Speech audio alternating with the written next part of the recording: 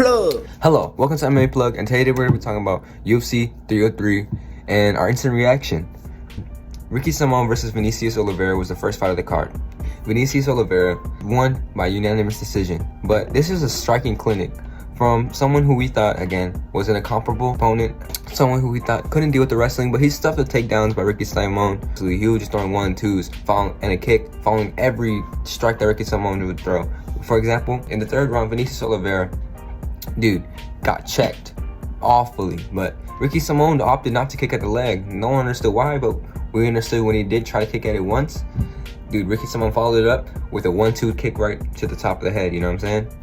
Because Vinicius Olivera, is a amazing striker. I was very afraid, honestly, because he just kept his chin up, high as hair, tight. Like, bro really just wanted to get just a jab to the face, or, you know, a hook, and he would go to sleep, or uppercut. But Ricky Simone just didn't offer any of that. He was afraid. This was supposed to be a grudge match. In the first round, there was even a shove. Great energy from just the first fight of the card. Honestly, I was really excited watching this. And yeah, Vinicius Olivera won people some money. Next fight on the card, Tatura versus Carlos Hernandez. Dude, this was honestly an entertaining bout as well. Way more entertaining than the next fight I'm gonna get to. But Tatura honestly just laid the blueprint for many fighters to come in later in the card, just putting his opponent in crucifix and just beating on him. But Carlos Hernandez showed that he's a great comparable grappler, showing that maybe if Tatura stock only raises, then he becomes like a top 15. Carlos Hernandez can follow. Honestly, I really like Carlos Hernandez. He listens to his coaches. They're a good kid, both young guys, but they both show that they can wrestle, they can scramble, and they deserve to be in the UFC. I don't think Carlos Hernandez should get any repercussions for losing this fight. He performed amazingly, and honestly could maybe even fight someone again at his level. And again, towards the end of the fight, he was controlling Tatura, because Tatura was tired. Lski versus Budai. This plotty blobster Budai just opted for clinching. He did rock Lski like times. I remember in the second round, or in the first, I guess, but it was hard to tell. It was very small moments. This was a clinch fest. Lski, I don't know if he did announce his retirement. Didn't hear any speech from him. Budai, I don't know if there was a speech from him either, but boring bout. People were booing. It was pretty bad, but man, you can tell, like, there's times where you can see Budai's face just like, damn, like, people don't like this, because he rocked him. He rocked Lski in the second round, and then opted to clinch and then get put against the fence. Like, that was so dumb. If he could have finished him. But you're happy Lski's okay. And yeah, next fight, Robertson versus Michelle Waterson Gomez. Michelle Waterson Gomez got beat for 15 minutes. Honestly, 26-30. Robertson, dominant decision, you know. But you hate to see Michelle Waterson go, but it's best, bro. She had a 1-7 UFC career. I saw on the internet. Like, she had an amazing, you know, video moment with Joe Rogan. Very emotional. You can only applaud the women, honestly. You know, as much as some people like to make fun of her and be like, oh, you know, she was successful, but she tried. She put in the effort, and that's all you can really acknowledge her for. You know what I'm saying? What a dog, honestly. What a dog. Next fight, man, one I was very excited for, Payne Talbott versus Giannis Gamora. Dude, Payne Talbott proved to us the hype is real. Payne Talbott finishes him with 19 seconds. And let's be honest, it was really just like 8 seconds to spare as well, because he dropped him, didn't realize how strong he really is, his max aura, and just hit him with the craziest, fastest winding hooks I've ever seen on the ground, and beat Giannis Gamora. I don't know if Payne Talbott's a weight bully, bro. I don't know why he's just so good all of a sudden. But he's confident, though. He's confident. He's amazing. And I want to see him fight Adrian Yanez. He called him out. Amazing fight.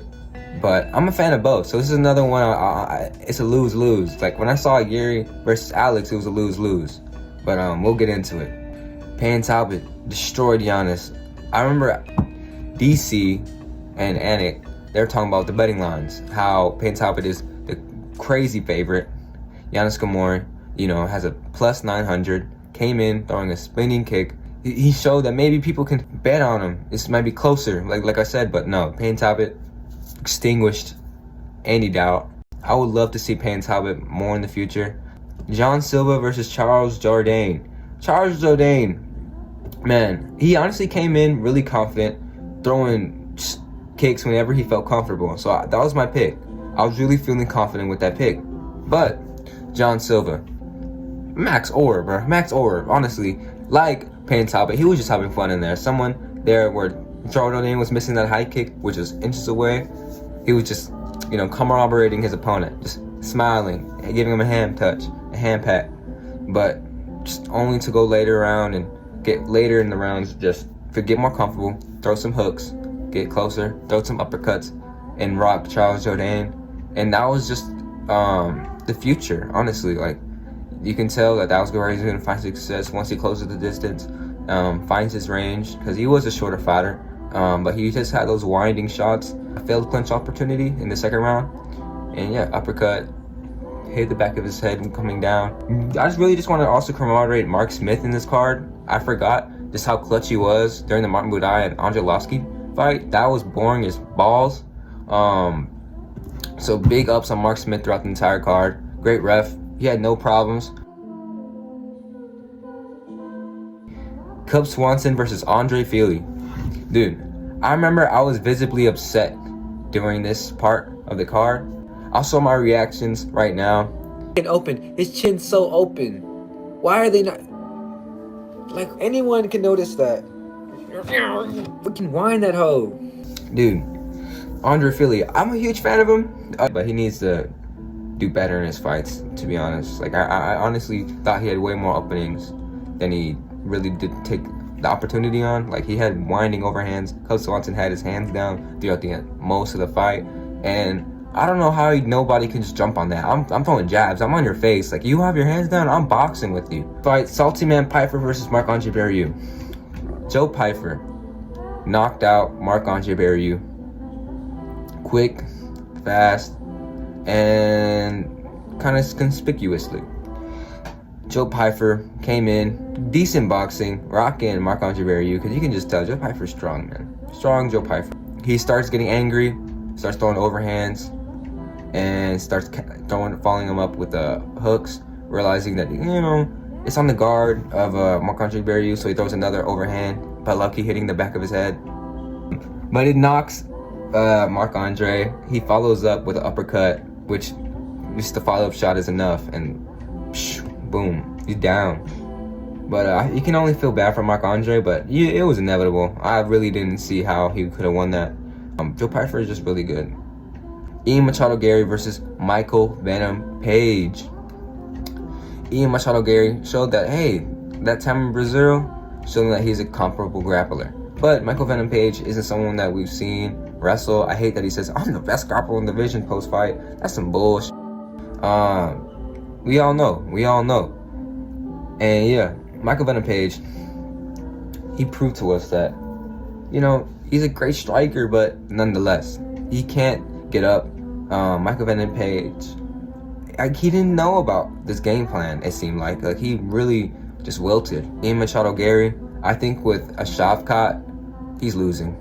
Let's be real. But the confidence is there. He won. Unanimous decision. I don't think it was a good fight. Ian Gary didn't look like a great striker at all. He got worked in the second round. So, Myra Benasilva versus Missy Chasan. Missy Chasan beat Myra due to doctor stoppage, when I don't think it really was that bad. I think if they really just took control of it, waited and got to her corner, Myra could have won. I don't really like that performance, and apparently one performance in the night, which is bull. Yeah, Myra Benasilva honestly did really well. I don't think Missy Chasan is the better fighter, but maybe the comparable striker. But Myra, man, great clinch knees, great opportunities on the ground. Actually did hit her with some good comparable strikes as well. I don't know. I think, again, she got robbed. Anthony's versus Roman Delit. Roman Delit won by unanimous decision. Awful performance from Anthony Smith. You can tell that he was tired. Didn't feel his best. And that sucks, bro. Because Roman Delit actually has proved that he might be better at light heavyweight, but DC making fun of him, calling him small, because you do look at the fighters that are in the main event, like 6'3", 80-inch reach. Meanwhile, Roman Delit is like 6'2", 76. And he also looked pretty tired. Boring, ain't gonna lie, boring as hell. And yeah, because I will say, I don't want that Vito Petrino win to be a fluke. Like, Dan Ige saved the card. Dan Ige saved the card. Multiple fights into this bout, Dan Ige came to a call from Hunter, Campbell, and Dana. Hey, Brian Ortega has possible STDs, HIV. He can't get in. That's a lie. He had a fever. Dan Ige heard this, withstand all the emotions, and honestly put a pretty good bout against Diego Lopez at a catch weight of 165. But I think again, the catch weight may have played a significant factor. But other than that, you know, this isn't a big shift in the division like people thought. You really just got to give it all up to Dan Ige for saving this card. You know, I really don't know what to say. He survived. You know, Diego Lopez again was supposed to fight Brian Ortega, but it just didn't happen. CGI, bro. I was just like, man, his willpower, just the way he's just able to withstand anything, will be the reason why he wins. And Life Ain't Peaches and Cream, he got knocked out, menacingly ugly. Like, I remember just like watching it in my anguish. Like, I wish I was able to stream it, but I couldn't. I don't know. I'm getting emotional thinking about it, bro. I was like, it was awful, bro. Because I remember just psyching myself in between the round, like when he get dropped, and it's like, man, he has a chance still though. He still has a chance. He still has a chance. You still got this. They put the water on the back of his head, and I thought he hit the back of his head, but then the replay said he didn't. So I'm like, okay, he's really fine. He's really, really fine. He's really, really fine. Nothing's happened to him. And then the head kick. So you hate to see it. You really hate to see it. You didn't deserve it. Great guy. But it's his game. It's the sport. And yeah. Just don't talk to me. Don't make jokes about it. Yeah. Thank you for tuning in to Make Love.